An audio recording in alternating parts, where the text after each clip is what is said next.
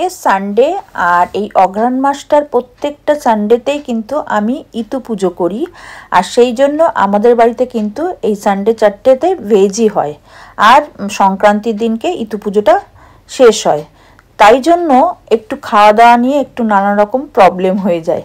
যাই হোক, সেই প্রবলেম মেটাতেই আমাদের মহারাজের যা যা ডিমান্ড সেই অনুযায়ী আজকে তৈরি হয়েছিল মহারাজ থালি। তার আগে একটু ওপরে এসে সব জানলা ঠানলার কার্টেনগুলো খুলে দিলাম।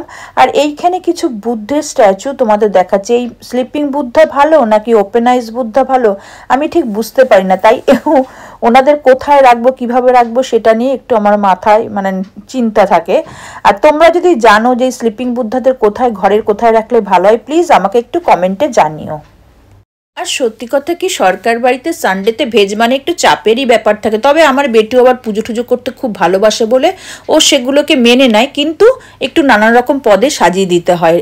আর এইখানে দেখো আমার ইতু পুজোর ঘট বসেছি সেই ছোট্টবেলাতে ঠাকুমার হাত ধরে পাড়ার মন্দিরে যে আমি আর দিদি সব মানে আন্টিদের সাথে দিদিদের সাথে এই পুজো শুরু করেছিলাম। তখন হয়তো আমার বয়স 5-6 বছর বয়স, কিন্তু এই পুজোটা না বহু মানে একদম আমৃত্যু অবধি করতে হয়, ছাড়তে নেই।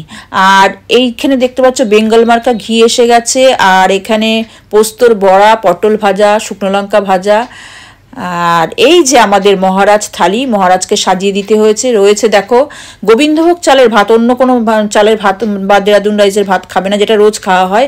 তার সাথে ঘি রয়েছে, পোস্তর বড়া, পটল ভাজা, শুক্তো, ডাল, আলু ফুলকপির তরকারি, আর রয়েছে আলু পোস্ত। আর বাবা দরাজ হাতে ঘি ঢেলে যাচ্ছে।